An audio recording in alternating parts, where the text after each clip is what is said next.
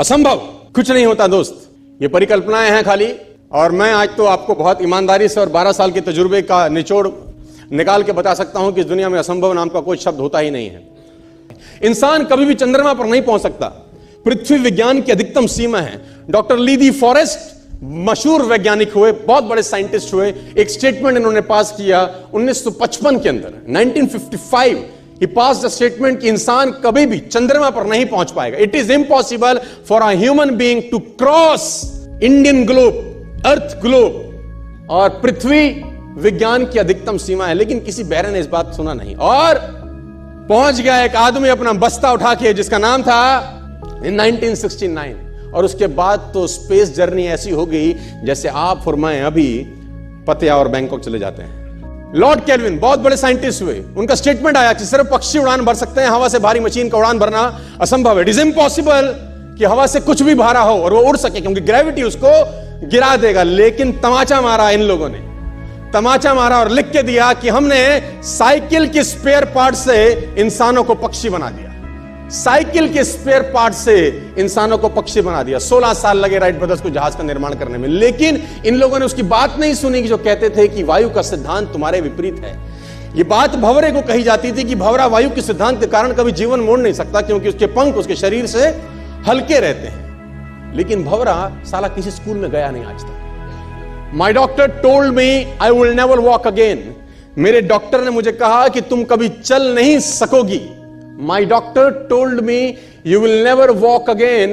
My mother told me I would, and I believed my mother rather than doctor. Wilma Rudolph एक ऐसी athlete हुई जिनको polio था, जिनको डॉक्टर ने कहा तू चल नहीं सकती, मां ने कहा तू चल सकती है। उसने कहा मैंने डॉक्टर की बात नहीं मानी, मैंने अपनी मां की बात मानी। 3 ओलंपिक गोल्ड मेडल जीती है लड़की, 3 ओलंपिक गोल्ड मेडल, जिसको डॉक्टर कह रहा है कि तू चल। लेकिन मां क्या बोलती है? मैं आपको उदाहरण देना चाहूंगा सर। बहुत छोटे थे अल्बर्ट आइंस्टीन, दुनिया के महान वैज्ञानिक में से एक हुए, मंदबुद्धि कहा जाता था। 8 साल के थे, घर पहुंचे, मां को चिट्ठी दिया। When he was 8 years old, came to his home, given letter to his mother. मां को एक चिट्ठी दिया, मां ने वो चिट्ठी पढ़ा। 8 साल के थे और चिट्ठी में प्रिंसिपल का खत था, उसकी मां के नाम। प्रिंसिपल ने ये लिख के भेजा कि आपका बच्चा विलक्षण प्रतिभा का धनी है, ग्रेट पावर है इसके अंदर, क्योंकि बहुत बड़े साइंटिस्ट बने, बड़े हो गए। मंदबुद्धि बचपन में समझा जाता था। आपका बच्चा विलक्षण प्रतिभा का धनी है, इसके अंदर असीम संभावनाएं हैं। तो हमारा स्कूल, हमारी मैनेजमेंट, हमारी फैकल्टी, हमारा टीचर इस लायक नहीं है कि हम आपके बच्चे को अच्छी शिक्षा दे सकें। तो it's better for you to take care of your son. आप अपने बच्चों को अपने घर में पढ़ाइए, हम लायक नहीं है कि आपके बच्चे को पढ़ा सके। और उसकी मां ने पढ़ते पढ़ते आंखों में आंसू ले आई और उसने बच्चे को कहा कल से तो स्कूल नहीं जाएगा, मैं तेरी परवरिश घर पे करूंगी, क्योंकि तेरा टीचर तुझे इस लायक नहीं समझता। मतलब वो अपने आप को इस लायक नहीं समझते। बच्चा खुश हुआ, मोटिवेट हो गया और लग गया।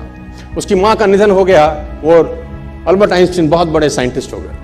अल्बर्ट आइंस्टीन जब बहुत बड़े साइंटिस्ट हुए तो मकान शिफ्ट कर रहे थे अपना, और जीवन का सच्ची घटना वो अपनी ऑटोबायोग्राफी में लिखते हैं कि जब मैं मकान शिफ्ट कर रहा था तो एक ड्रॉस के अंदर मुझे वो व्हाइट कलर का पेपर फोल्डेड अवस्था में मिला।